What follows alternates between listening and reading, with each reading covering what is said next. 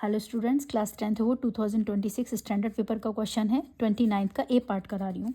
In an AP 15th term exceeds the 8th term by 21।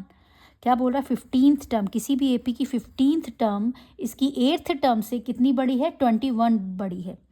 If sum of first 10 terms is 55, यानी S sum of first 10 terms कितना हो जाएगा? S10 कितना given है? 55। Then form the AP, we have to find the AP। Clear? देखिए question कैसे करेंगे।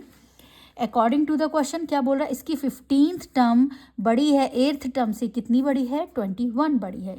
It means difference between A15 and A8 is 21। Clear? Equation बनाई। A15 हमने ओपन किया, कौन सा फॉर्मूला लगाया? AN equals to A plus n minus 1 into D. AN equals to A plus n minus 1 into D. हमने formula apply किया, A plus 15 minus 1 into D minus in bracket A plus eight minus 1 into D equals to 21। A plus 15 minus 1 कितना है? 14D minus का multiply, यहाँ पे ध्यान रखना है, इस माइनस से प्लस मल्टीप्लाई होगा तो क्या हो जाएगा यहाँ पे? माइनस। तो 8 minus 1 7D equals to 21। A से A cancel, 14D minus 7D कितना आया? 7D equals to 21। D की वैल्यू कितनी आ गई? 3।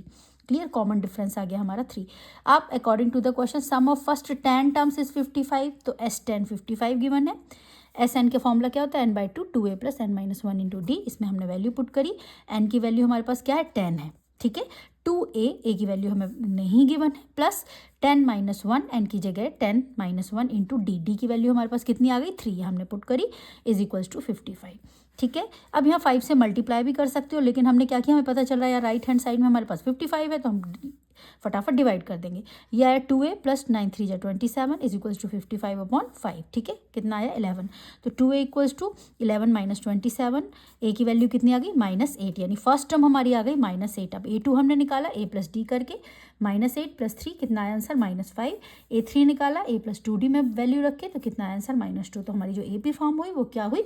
A1 यानी a कितना है? -8, फिर -5, -2 एंड सो ऑन। क्लियर?